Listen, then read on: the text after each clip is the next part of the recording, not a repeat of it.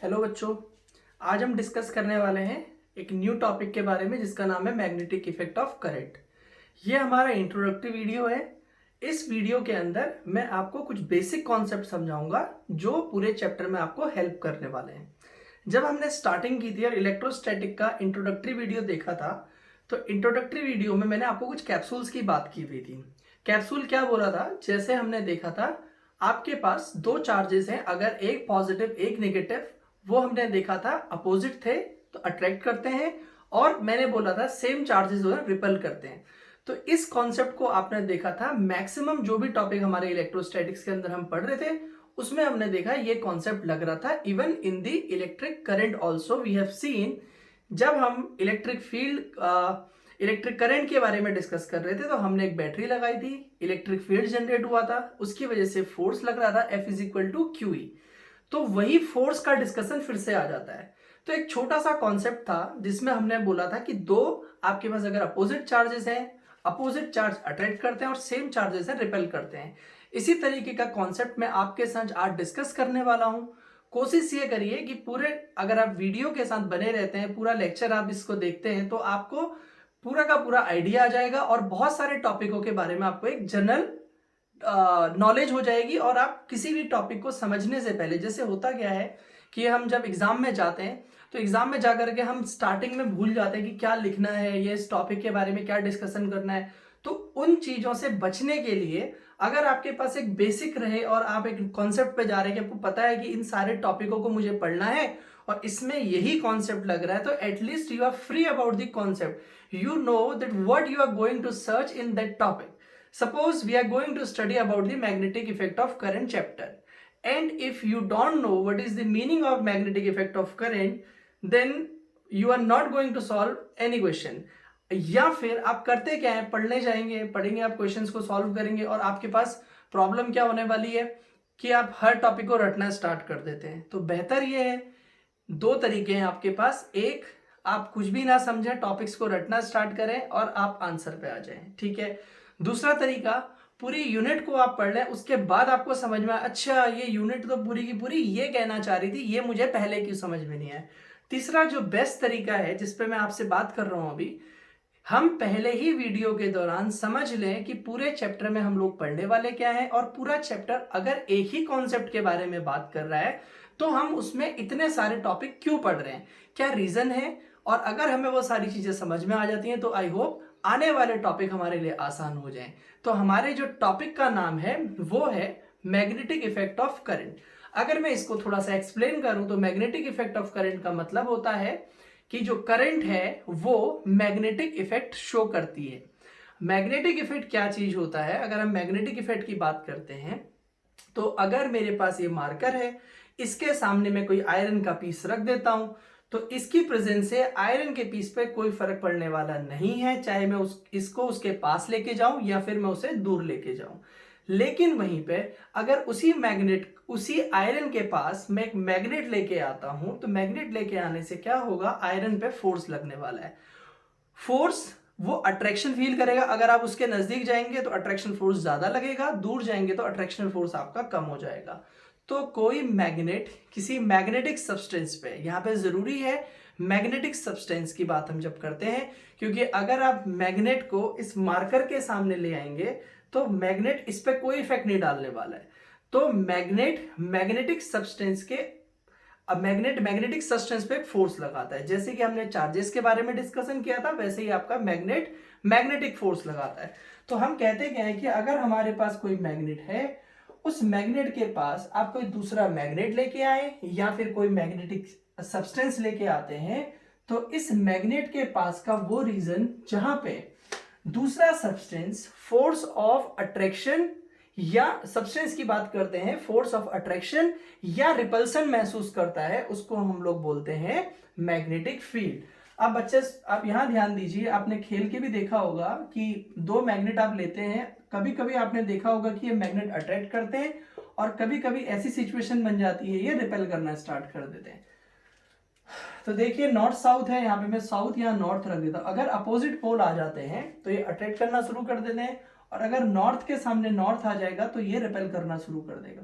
तो इस कंडीशन में, एक कंडीशन में अट्रैक्ट करेगा और एक कंडीशन में क्या करना शुरू कर देता है, रिपेल कर देता है। तो हम यहाँ पे जो समझने वाले हैं, जो हमें बात समझ में आ रही है वो यही है कि एक मैग्नेट दूसरे मैग्नेट पे फोर्स लगा रहा है, वो भी या तो अट्रैक्शनल हो सकता है या फिर रिपल्सिव हो सकता है। और जितने एरिया पे, अब ऐसा नहीं है कि एक मैग्नेट मेरे पास रखा है दूसरा मैग्नेट आपके पास रखा है तो इतने दूर में तो फोर्स लगेगा नहीं है, एक मैग्नेट यहाँ रखा है एक उधर दूर रखा हुआ है तब भी फोर्स नहीं लगेगा।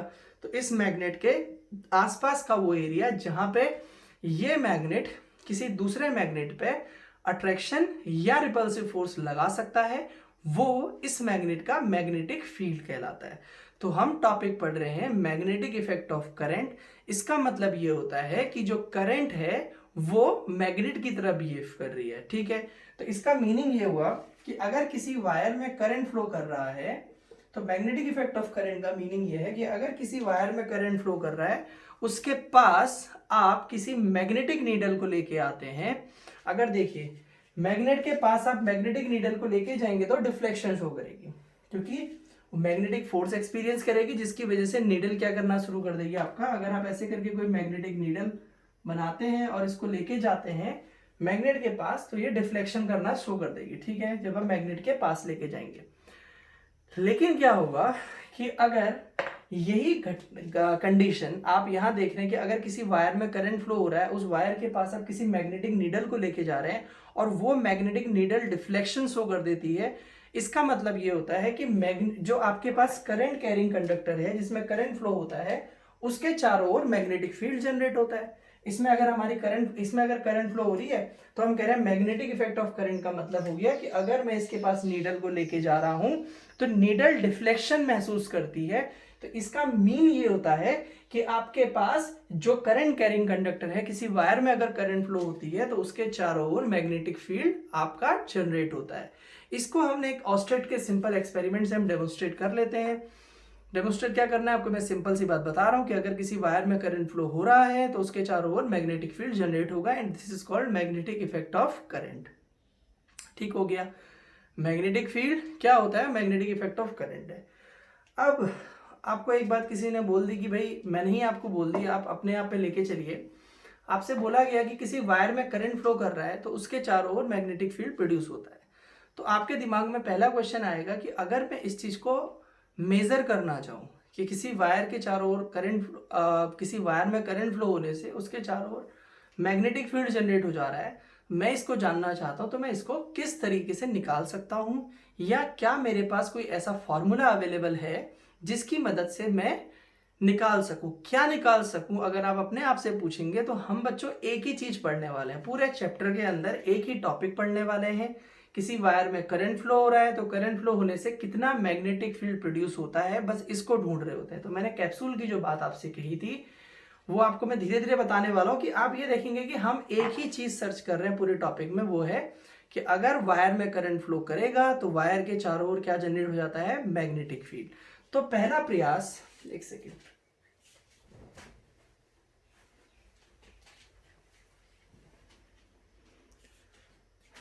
तो मैथमेटिकली जो पहला प्रयास इस पे हुआ था, इसको मैथमेटिकली वैल्यू फाइंड आउट करने के लिए, वो है बायो-सेवर्ट लॉ। आपने बायो-सेवर्ट लॉ सुना होगा, नहीं तो अभी आप पहली बार अगर सुन रहे हैं बायो-सेवर्ट लॉ, तो बायो-सेवर्ट बोलता है कि अगर किसी वायर में करंट फ्लो हो रहा है तो उसमें कितना मैग्नेटिक फील्ड प्रोड्यूस होगा। अगर आपकी ये क्वेश्चन आप ये जानना चाहते हैं तो आप इसमें बायो-सेवर्ट लॉ की मदद से वैल्यू को फाइंड आउट कर सकते हैं।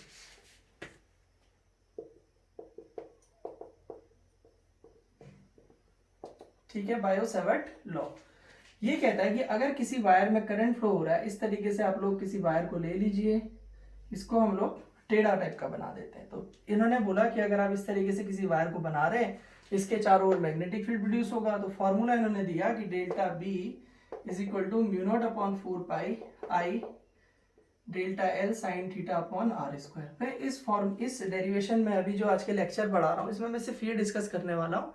जब हम लोग 1 by 1 सीरीज इसकी फॉलो करेंगे तो वहां पे फिर हम लोग देखेंगे बायो-सेवर्ट लॉ की वेक्टर फॉर्म वगैरह डिस्कस करेंगे, सारी चीजों को देखेंगे। लेकिन अभी हम सिर्फ फॉर्मूले पे डील कर रहे हैं कि जैसे आप सोचिए, आपसे बोला गया कि भाई इसमें वायर में अगर करंट फ्लो हो रहा है तो आपने अभी देखा कि करंट फ्लो होगा तो इसके चारों ओर क्या जनरेट होगा, मैग्नेटिक फील्ड।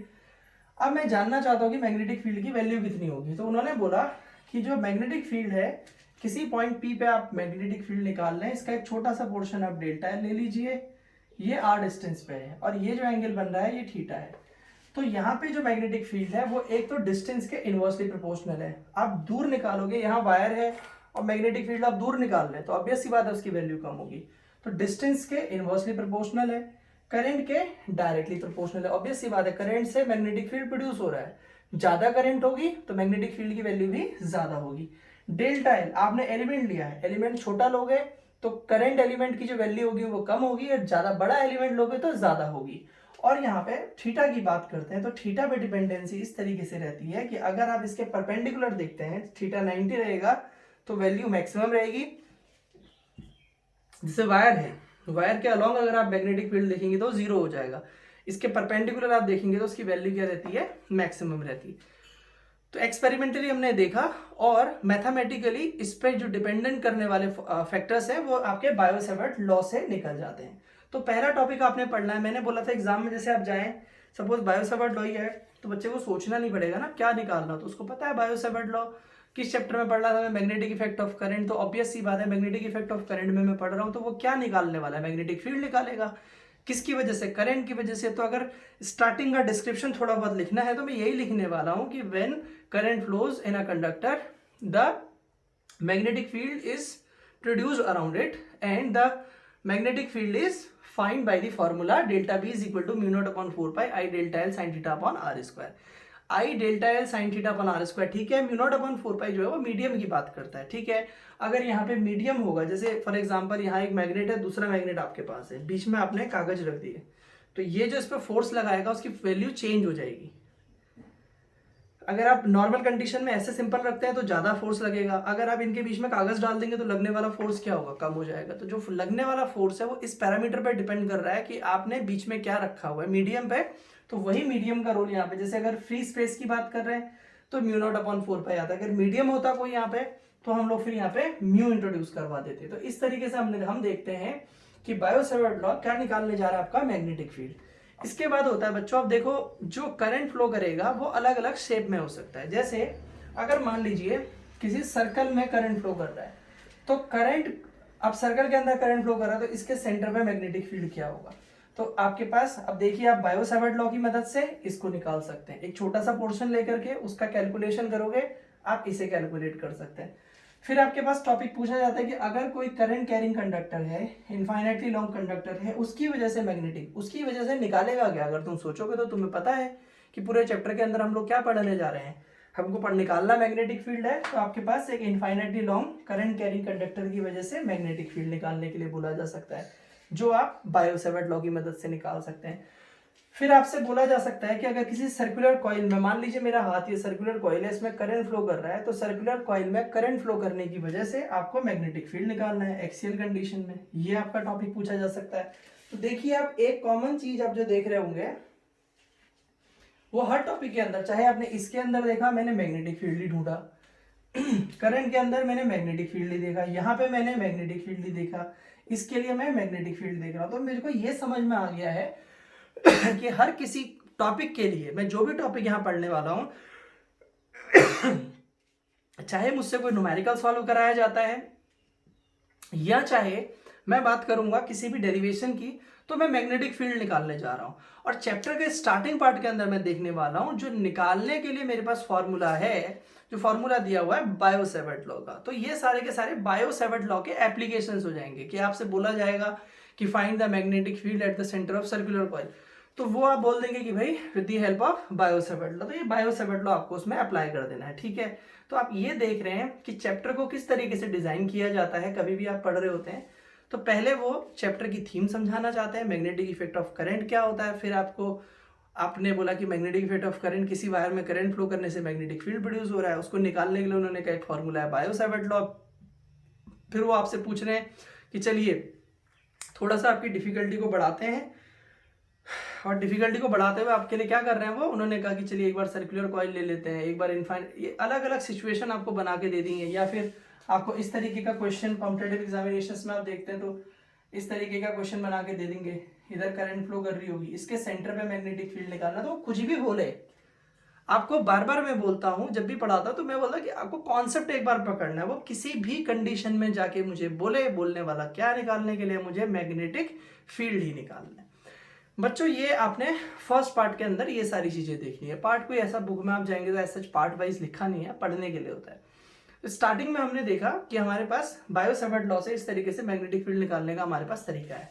जैसा आपने स्टार्टिंग पार्ट में पढ़ा हुआ था, अभी समझाता हूं। देखिए फ्लक्स निकालने का आपने तरीका पढ़ा था, आपके पास इलेक्ट्रिक फ्लक्स को निकालने का मैंने आपको तरीका पढ़ा रखा था कि फाई इक्वल टू आप बोल देना ई डॉट डी एस, इसका इंटीग्रेशन कर देना, ठीक है।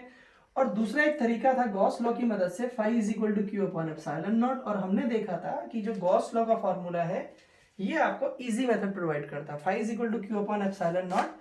इसमें आपको इलेक्ट्रिक फील्ड पता होना चाहिए, एरिया पता होना चाहिए, फिर उनको यहाँ phi is equal to simply अगर हम ई की बात कर ले तो इलेक्ट्रिक फील्ड पता होना चाहिए, एरिया पता होना चाहिए, उनका प्रोडक्ट करेंगे तब जाकर के फ्लक्स निकलता है। जबकि यहाँ ऐसा नहीं हो रहा है, इसमें आपको चार्ज अगर पता होगा तो आप फ्लक्स फाइंड आउट कर देंगे।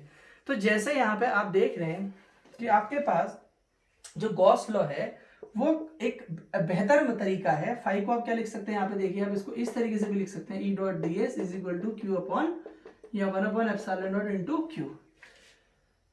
तो आपने देखा था कि फ्लक्स निकालने के मेरे पास दो तरीके होते हैं, या तो मैं आपके पास गॉस लॉ की मदद से निकाल दूं या फिर ई डॉट डी एस की वजह से निकाल देता हूं। इसको फिर इसी इक्वेशन को हम इस तरीके से भी लिख सकते हैं, फाई की यहाँ पे वैल्यू लिख दी है।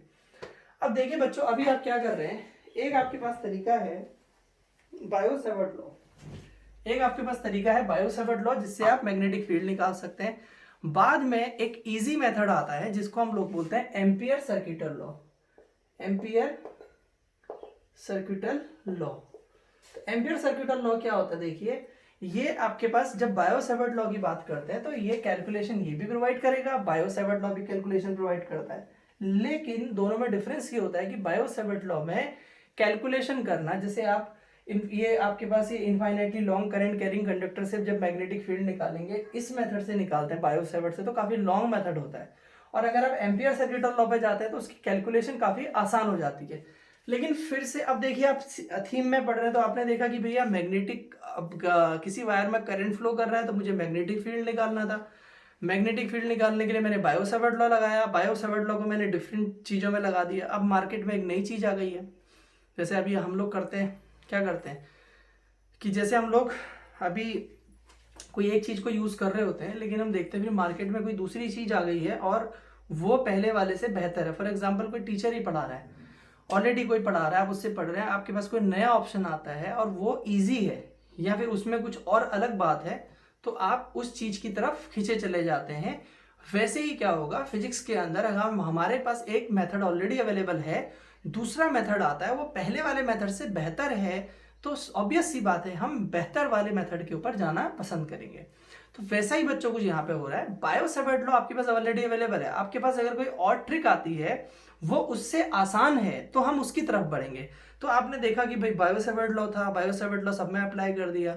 अब हमसे कहा जा रहा है कि इससे भी आसान एक तरीका है, वो है एम्पियर सर्किटल लॉ। तो एम्पियर सर्किटल लॉ क्या कहता है, देखिए कि अगर जैसे यहाँ पे इसी में करंट फ्लो कर रहा है, इसके चारों तरफ आप एक क्लोज लूप बना दीजिए। अगर किसी करंट कैरिंग कंडक्टर के पास आप क्लोज लूप बना देते हैं तो line integral of magnetic field B dot d l, ये जो होता है ये इक्वल होता है म्यू नॉट आई।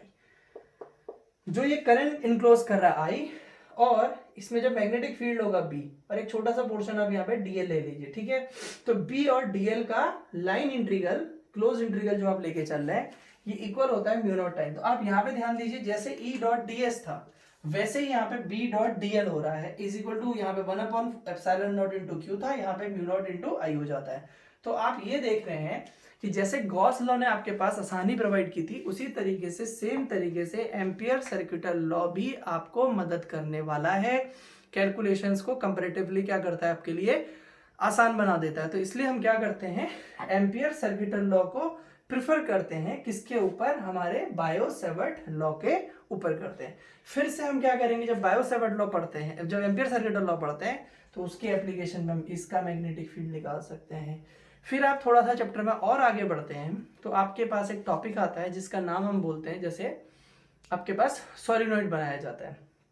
सोलिनॉइड देखिए अब होगा क्या कि कभी भी मैं आपको बोलता हूँ जैसे लेक्चर्स के अंदर या फिर आपको इन जनरल समझने की कोशिश करनी है, 3 पार्ट होता है फिजिक्स के अंदर। एक होता है ऑब्जर्वेशन, दूसरा होता है उसके पीछे का रीजन, तीसरा होता है उसका एप्लीकेशन। तो ऑब्जर्वेशन, आप किस चीज को ऑब्जर्व कर रहे हैं, आप इस बात को ऑब्जर्व कर रहे हैं जब करंट फ्लो करेगा तो करंट की वजह से मैग्नेटिक फील्ड आपका जनरेट होगा। उसके पीछे का रीजन हम लोग समझ सकते हैं कि आपके पास रीजन क्या रहता है। तीसरा होता है एप्लीकेशन। और जब आपको पता है कि किसी वायर में आप करंट फ्लो करवा रहे हैं और उससे मैग्नेटिक फील्ड जनरेट हो रहा है, तो आपको कहीं पे मैग्नेटिक फील्ड जनरेट करना है। जैसे इलेक्ट्रोमैग्नेट होते हैं, इलेक्ट्रोमैग्नेट या इलेक्ट्रोमैग्नेटिक वेव्स जनरेट करनी पड़ती है। जैसे रेडियो वगैरह में देखा होगा कि एक मैग्नेट लगा के रखते हैं, उसमें टीवी वगैरह में होता है। तो अगर हमें कहीं पे इलेक्ट्रोमैग्नेट जनरेट करना है यानी कि करंट और करंट से मैग्नेटिक फील्ड जनरेट करना है, तो भाई हमारे पास ये एप्लीकेशन हो गया। हम करंट से मैग्नेटिक फील्ड प्रोड्यूस कर सकते हैं और इलेक्ट्रोमैग्नेट, और ऐसे मैग्नेट को हम लोग नाम दे देंगे क्या, इलेक्ट्रोमैग्नेट की हम लोग बात करते हैं। तो सोलिनॉइड भी एक इसी तरीके का स्ट्रक्चर है जिसमें हम लोग क्या करते हैं, अगर हमें मैग्नेटिक फील्ड प्रोड्यूस करना है तो इस तरीके से हम लोग ले लेते हैं कॉइल और इसमें हम ऐसे कॉइल रोटेट कर देते हैं, इसको हम लोग बोल देते हैं सोलिनॉइड। तो बच्चों सोलिनॉइड पे भी तो मैग्नेटिक फील्ड जनरेट होने वाला है। सिर्फ सोलिनॉइड पे मैग्नेटिक फील्ड जनरेट करने की हम लोग बात करते हैं। तो फिर से आप देखिए वही जो मैंने आपसे कॉन्सेप्ट बोला कि थ्रू आउट द चैप्टर हमारा एक ही कॉन्सेप्ट लग रहा है कि किसी वायर में अगर करंट फ्लो होगा तो मैग्नेटिक फील्ड जनरेट होगा। तो आप यहाँ भी देखिए कि अगर मैं इसमें करंट फ्लो करवाता हूं तो इसके चारों ओर आपका क्या प्रोड्यूस होने वाला है, मैग्नेटिक फील्ड। ठीक हो गया, तो ये आपका सोलिनॉइड हो गया। इसी को अगर घुमा करके ऐसे गोल फॉर्म में बना देंगे और यहाँ वायर लपेट देते हैं इस तरीके से, ऐसे 2 जगह से ब्रेक करके ऐसे नीचे लटका रहे, तो ये टोरॉइड हो गया। तो सोलिनॉइड है, टोरॉइड है। इन टॉपिकों में भी आप देखेंगे कॉइल यूज कर रहे होंगे, उसमें करंट फ्लो कर रहा होगा, करंट से क्या जनरेट हो रहा होगा, मैग्नेटिक फील्ड। तो आप ये देख रहे हैं कि थ्रू आउट हम जो भी टॉपिक यहाँ पे पढ़ने वाले हैं उन टॉपिकों के अंदर हमें एक ही चीज फाइंड आउट करनी होती है, आपके पास मैग्नेटिक इफेक्ट ऑफ करंट का मतलब हो गया कि करंट से किस तरीके से मैग्नेटिक फील्ड को प्रोड्यूस किया जाता है। आप इस तरीके से आप अगर कॉन्सेप्चुअल वे में पढ़ाई करना स्टार्ट करते हैं, फिर आप आगे बढ़ते हैं नेक्स्ट सेक्शन के अंदर जब बढ़ेंगे, जैसे ऑल्टरनेटिंग करंट की आप लोग बात करते हैं। तो ऑल्टरनेटिंग करंट वगैरह क्या होता है बच्चों, देखो जब यहाँ पे एक चीज देखी जाती है कि करंट से मैग्नेटिक फील्ड प्रोड्यूस होता है, तो लेटर ऑन कुछ और लोग सोचते हैं, वैज्ञानिक सोचते हैं कि जब करंट से मैग्नेटिक फील्ड प्रोड्यूस होता है तो क्यों ना हम मैग्नेटिक फील्ड से भी करंट प्रोड्यूस कर दें। तो आज जो आप ऑल्टरनेटिंग करंट वगैरह जनरेट करते हैं या जो भी हम लोग इलेक्ट्रिसिटी जनरेट कर रहे हैं वो मैक्सिमम, जैसे हम लोग टरबाइन वगैरह रोटेट करते हैं तो मैक्सिमम हम लोग मैग्नेटिक फील्ड से ही जनरेट कर रहे हैं। हो क्या रहा है, कॉइल को हम मैग्नेटिक फील्ड में घुमा रहे हैं, मैग्नेटिक फील्ड के घूमने से फ्लक्स चेंज होता है, फ्लक्स चेंज होने से ईएमएफ, ईएमएफ से करंट। वो हम नेक्स्ट सेक्शन में पढ़ने वाले हैं, उसके लिए भी पहले मैं एक इंट्रोडक्टरी वीडियो बनाऊंगा, फिर उसके बाद हम लोग डिस्कस करने वाले। तो आप देखिए कि आपको कुछ भी पढ़ना है, कोई भी टॉपिक पढ़ना है, उसके कॉन्सेप्ट लिखने हैं, क्योंकि आप कॉन्सेप्ट के आसपास ही रहेंगे। अगर मैं पूरी बुक में देखूं तो कुछ ही कॉन्सेप्ट होंगे जो पूरी बुक के अंदर लग रहे होंगे, कुछ ही बातें होंगी जो कॉमन लग रही होंगी। तो ये आपको सब पढ़ने के बाद समझ में आए या पढ़ने से पहले समझ में आ जाए, it is totally up to you. अब आप देखिए कुछ ऐसे अरेंजमेंट हम लोग यहाँ पे बना सकते हैं जिससे हम चाहेंगे कि बच्चा यहाँ पे क्या हो, सोचना स्टार्ट कर दे कि किस तरीके से आपके पास, जैसे हम लोग मान लीजिए उनको पैरेलल में रख देते हैं, किस तरीके से फोर्स लगेगा। तो आप ये सारी चीजें आप देखते हैं कि आपके पास जो टॉपिक डिस्कशन में आ रहा है वो ये आ रहा है कि किस तरीके से आपका वायर में अगर करंट फ्लो करेगा तो वो क्या जनरेट करने वाला है, मैग्नेटिक फील्ड। तो कोई भी टॉपिक आपको मिलता है, न्यूमेरिकल आप लोग देख रहे हैं, तो आपको सिर्फ यही देखना है कि उसमें क्या किया होगा, अलग अलग टाइप का स्ट्रक्चर बना देंगे, अलग अलग टाइप के स्ट्रक्चर में वो सिर्फ एक ही चीज निकालने जा रहे होंगे, that is magnetic field. Okay, thank you.